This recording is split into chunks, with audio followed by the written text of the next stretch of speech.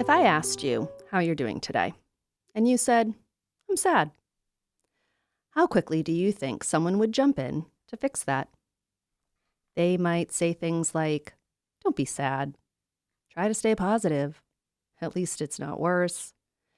Everything happens for a reason. And maybe they mean well, but here's what I want to say right out of the gate. Sadness is not a mistake. It's not a malfunction, and it is not something you need to get rid of as quickly as possible. In fact, and this might feel surprising, sadness is doing exactly what it's designed to do. Slow us down, help us process, move us forward. Welcome to Deliver Us from Feelings, a podcast where psychology gets real, emotions make sense, and being human feels a little less confusing. I'm your host, Rita, a cognitive behavior therapist and emotional resilience coach, and I help people understand their emotions, behaviors, and relationships in ways that are practical, compassionate, and actually usable in real life. I say this often, and I'll say it again today. It's hard being human. And sadness is one of the emotions that reminds us of that. Today's episode is all about sadness, what it is, what it's for, why we struggle with it so much, how it's different from depression and grief, and how to cope with it in ways that actually help instead of making it linger. And just to be clear, this is not a just think happy thoughts episode. We're not bypassing, reframing, or silver lining sadness into submission. We're going to understand it, and we're going to practice giving it space. Because when you understand an emotion, and your body feels safe enough to experience it, you'll feel differently about that emotion. You'll think differently about that emotion. And you'll be able to tolerate and work with it a little more effectively. First, let's define sadness. Not clinically, but humanly. Sadness is an emotional response to loss. And loss doesn't just mean death. It can be the loss of a relationship, the loss of a version of yourself, the loss of certainty, the loss of what you hoped would happen, the loss of a role, a dream, a passing season, or an identity.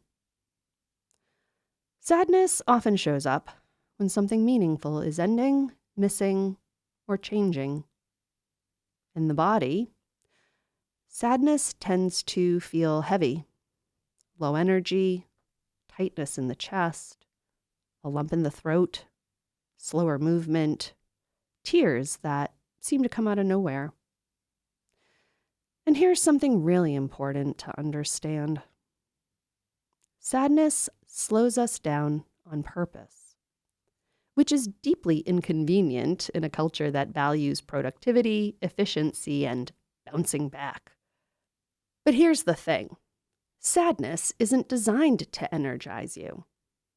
It's designed to invite you inward, to help you process, to help you accept, and to help you heal. Before we go further, I want to pause here. Because understanding sadness intellectually is one thing, but feeling safe enough in your body to allow it in is quite another. For many people, sadness doesn't just feel uncomfortable, it feels threatening.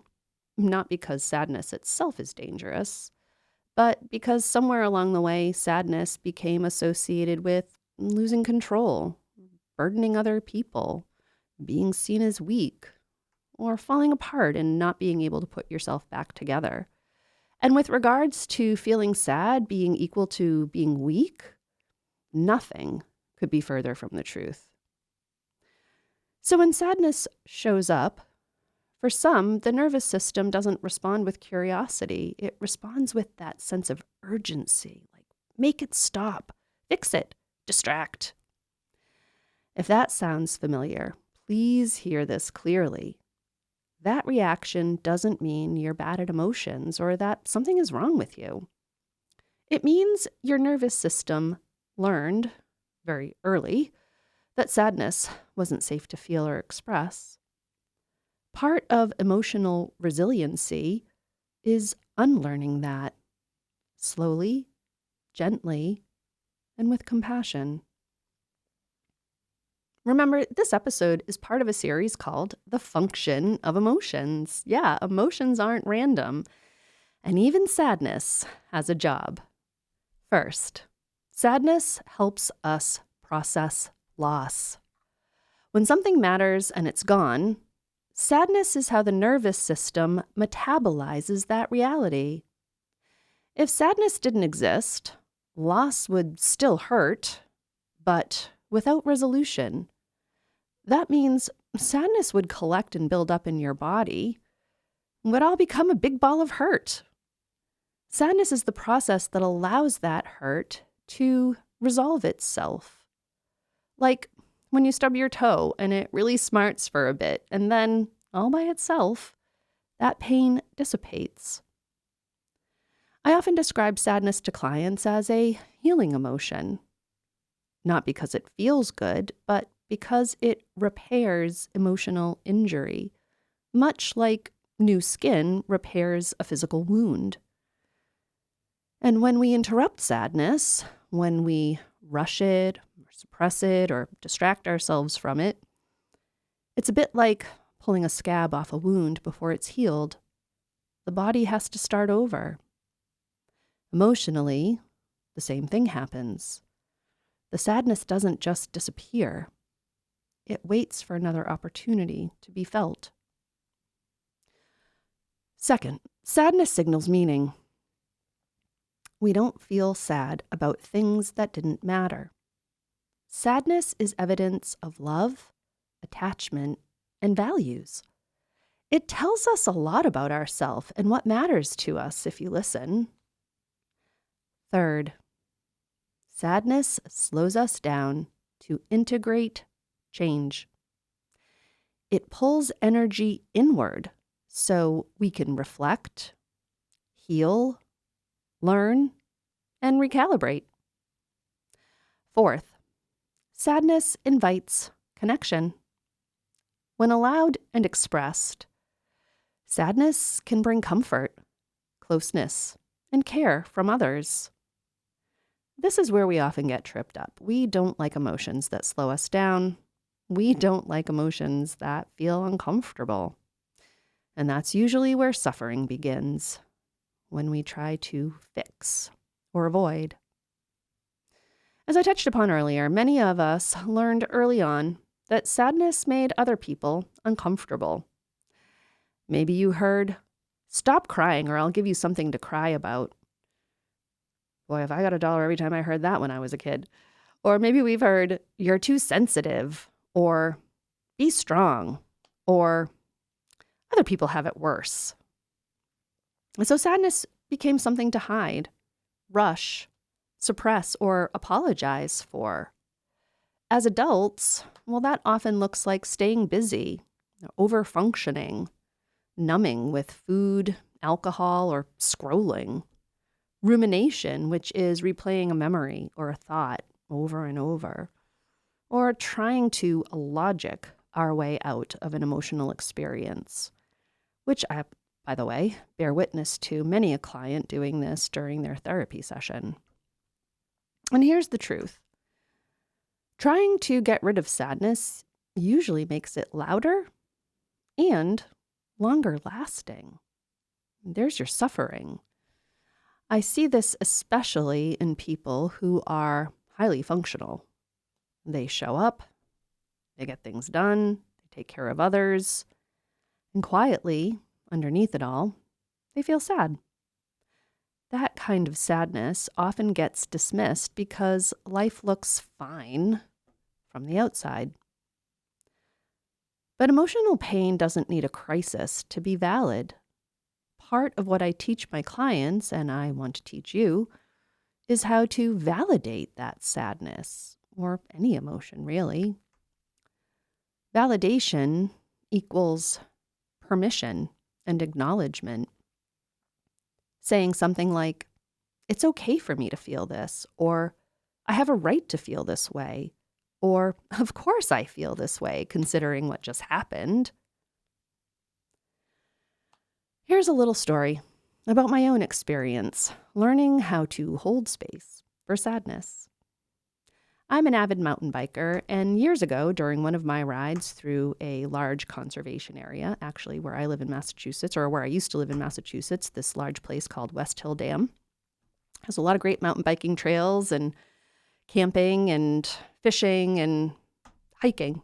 Anywho, I came upon a playground where I used to take my children when they were little.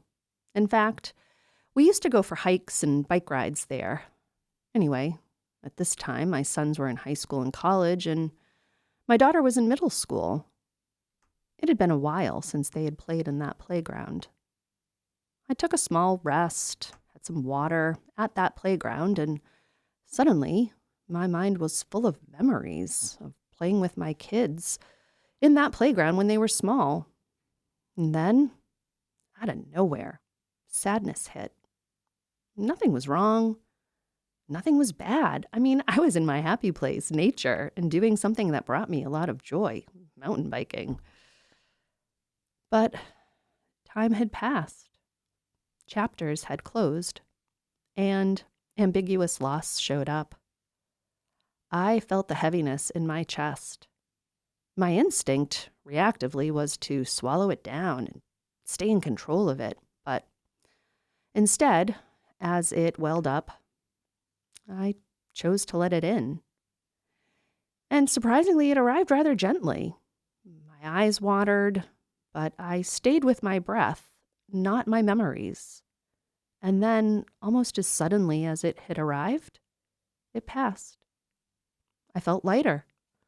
I blew my nose, I got back on my bike, and I kept riding. That moment taught me something I carry with me to this day, that sadness moves through us when we allow it to. There is some confusion out there about sadness being the same as depression. Sadness and depression are not the same thing. Sadness is an emotion, while depression is a mental health condition that affects one's mood. Sadness comes and goes, is connected to a context or loss, and allows moments of relief or connection. Depression is persistent and pervasive. It can affect things like sleep, appetite, motivation, and self-worth. It can also include experiences like numbness or hopelessness, and it can make it really hard to connect to others. And it really allows moments of relief. And depression can also affect something called an irritable mood. Now, grief is also not the same as sadness. Grief is not an emotion. Grief is a process. It's actually a healing process. Grief is what happens when sadness returns again and again in response to a significant loss. Grief also includes other emotions like anger, numbness and shock, and often anxiety. A type of loss that we experience and rarely know that we're experiencing it is something called ambiguous loss, something I referenced when I talked about my own personal experience of loss when I was mountain biking. This type of loss doesn't come with closure or a clear ending, hence that word ambiguous when describing this type of loss. Well, something that's ambiguous, right, given its name, it can make it really hard for us to identify when we're experiencing grief in response to a loss, because we don't always have that certainty. Often, this can happen when life or our body or a relationship or the way we once understood something changes or feels absent, but isn't fully gone. This type of loss also makes us feel sad, but I find that so often folks don't even realize that they're feeling it or why they're feeling it. But what they do know is that they don't feel right. They'll feel off, not themselves, maybe low or heavy. Ambiguous loss is especially hard because there's often no clear permission to grieve. We don't even know maybe that we're experiencing some sort of loss. We just know that we don't feel good. But that sadness can often be a doorway that allows us into that process of grief. And that's why it's important that we learn how to tolerate it and let it in. But I get it. It can feel a bit intimidating to allow sadness into our body when we sense it showing up. A client once said to me, "I'm afraid if I let myself feel the sadness, I'll lose control and never stop." That fear makes sense. I think we've all felt that way at some point in time. It's important to remind yourself that sadness, like all our emotions, has a beginning and an end. And it happens in your body, which means it's smaller than you, even when it feels immense. I often compare the experience of letting sadness in or keeping it out to holding a door shut. You sense it coming, you close the door, hoping it goes away. It knocks, you ignore it. It might go away. Typically, it knocks louder and louder. Eventually, it breaks in, usually at the worst possible moment. And it can feel scary and out of control, like my client described in anticipating it. Ironically, real control comes from acknowledging sadness, preparing for it, and opening the door when you're ready. It's like you sense sadness coming, and you take a breath and prepare. Open the door and say, "Hello, sadness. Won't you come in?" That, my dear, is control. Anyway, a week later at our next appointment, my client said, "I did it. I let it in. I cried. I felt it. And then it stopped. I was exhausted, but I actually felt better." And that's the work. Before I offer coping tools, I want to slow us down. If you are able, whatever you might be doing, if you're able, I want you to pause what you are doing, close your eyes, and take a breath. Let your awareness drop down into your body. Become aware of your breathing, the flow of air in and out of your lungs. Now, become aware of sensations in your body, different parts of your body, like your face, your shoulders, your back, your chest, your abdomen. Notice where sadness tends to show up in your body.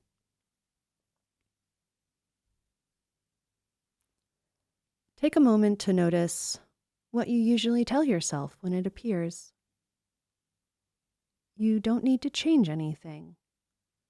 Just notice. Because emotional fitness isn't about forcing emotions to move faster or controlling them or trying to make them go away. It's simply about noticing and creating enough space for them to move through. So when coping with sadness, what actually helps? Well, I'm going to give you some different ideas here.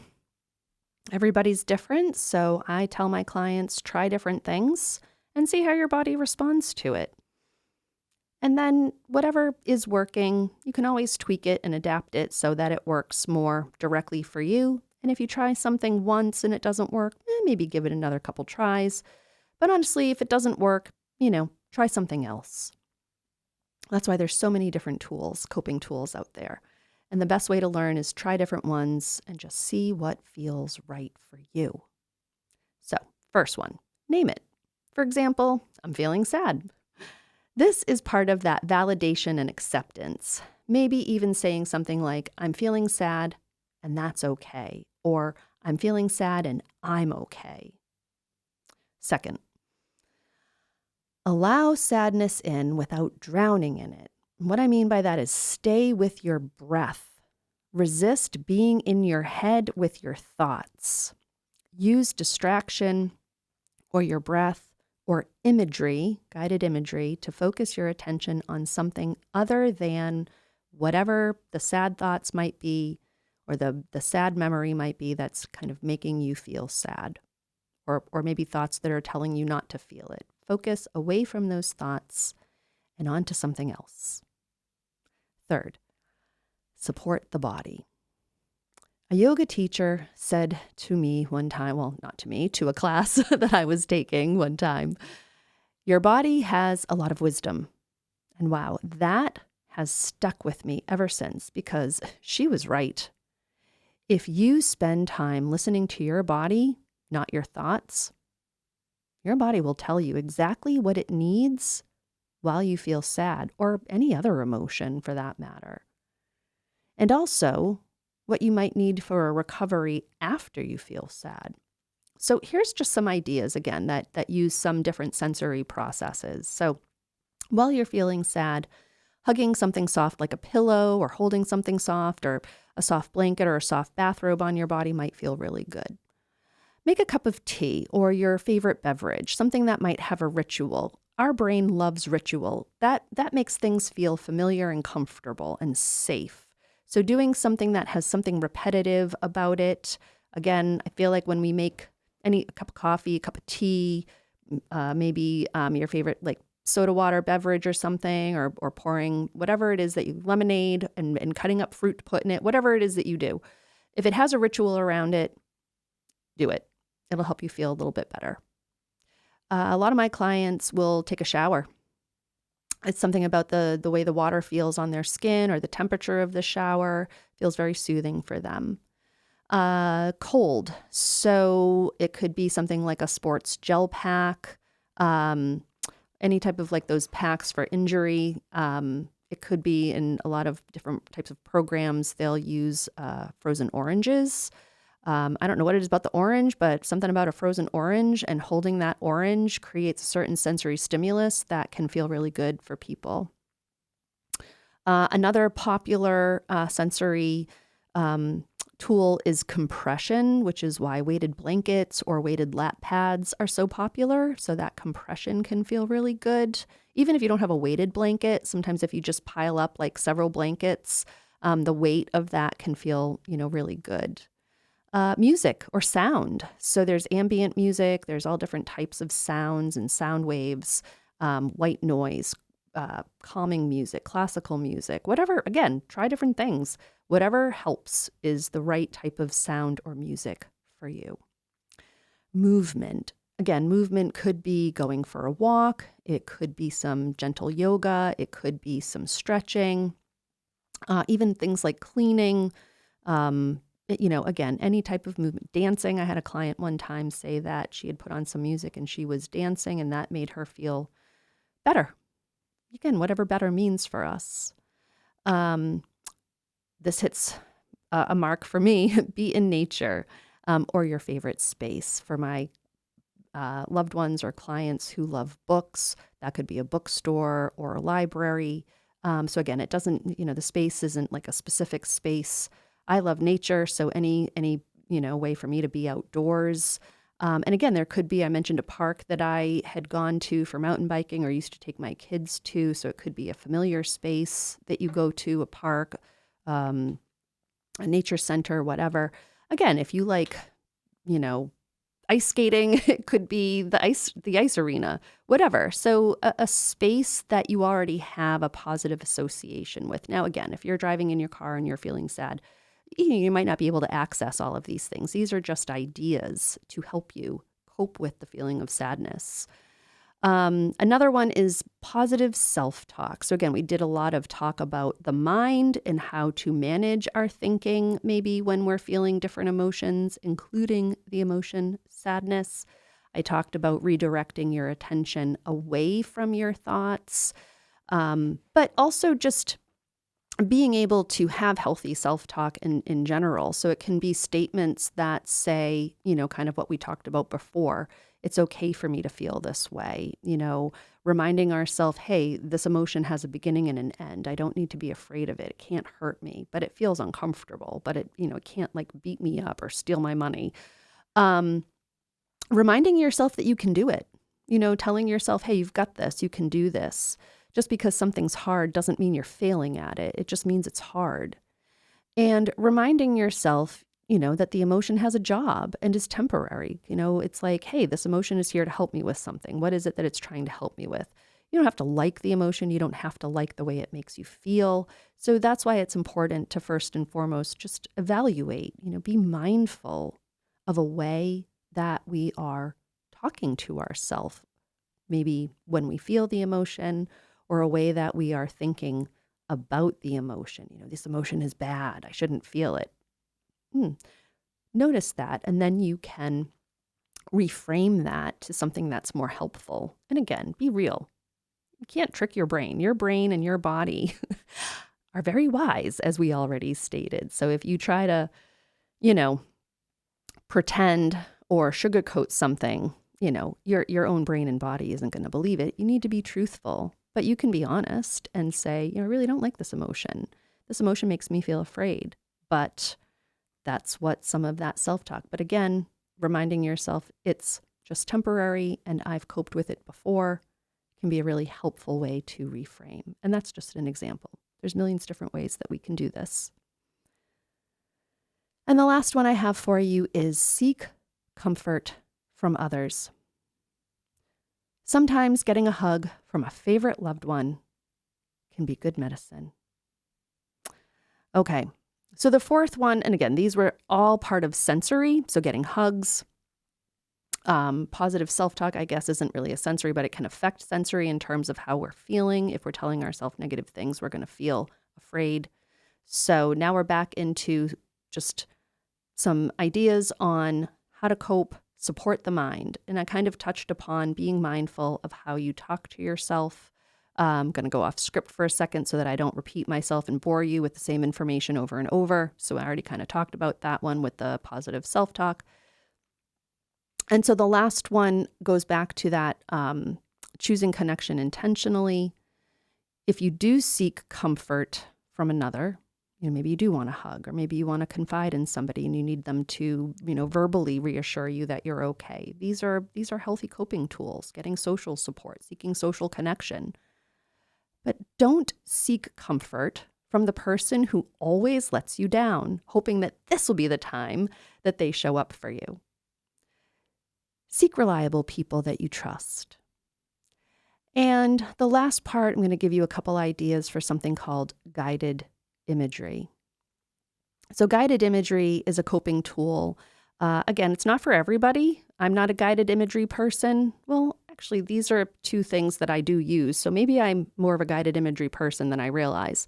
But it's a way to cope with how you feel, but using, again, imagery, just imagination, visual representation in your mind to kind of make sense maybe, or help you cope with or tolerate a way that you are feeling.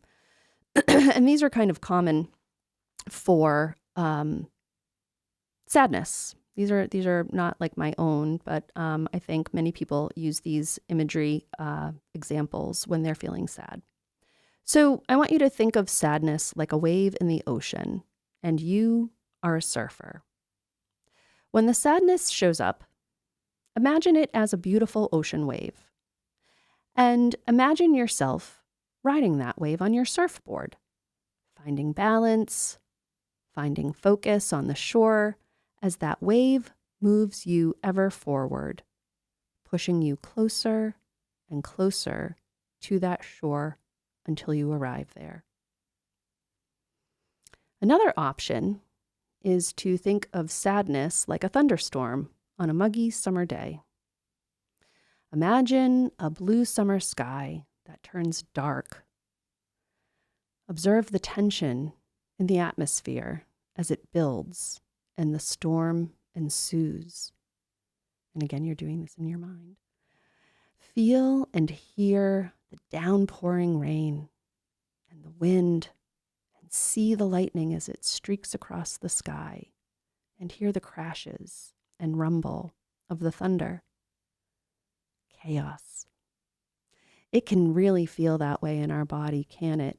Like there's a storm in the middle of our heart. But this imagery can allow for a new association with something that is known and familiar, a storm. Because a thunderstorm also has a beginning and an end.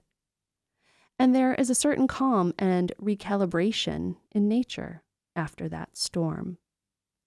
So you can see this build of tension in your body, this sadness that starts and builds and then gently begins to subside, the same way that we may kind of experience a summer storm. And you can use this imagery to help you cope with the way that sadness may make you feel. So please, remember, sadness is not the enemy of happiness. It's just part of emotional health. If emotional wellness includes emotional fitness, then sadness is one of the muscles we strengthen, not avoid. You're not weak for feeling sad. You're not broken for needing time. You're human. And accepting sadness means accepting vulnerability, which actually requires tremendous strength. This week, I invite you to notice when sadness shows up. Notice how you respond to it. Try not to fix it, nor rush it. Just acknowledge it. Because your emotions are not here to hurt you. Remember, they have a job to do, and they're here to help you. Thank you for spending this time with me. If this episode helped you feel a little more understood, a little less alone, or reminded you that it really is hard being human, I'd love for you to follow the podcast so you don't miss what's next. Have questions about how to be human? Send it to deliverusfromfeelings@gmail.com. Take care of your mind, honor your feelings, and remember, a healthy relationship with others starts with a healthy relationship with yourself. I'll see you next time.